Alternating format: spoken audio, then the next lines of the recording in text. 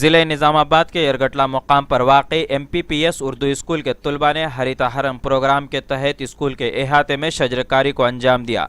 इस मौके पर हेडमिस्ट्रेस गीता व मौलिम मोहम्मद इकबाल ने तलबा में पौधे की अहमियत व इफादियत पर रोशनी डालते हुए कहा, किसी भी इंसान की बेहतर सेहत के लिए तरोताज़ा हवा का होना लाजमी है, जो हमें पौधों से हासिल होती है।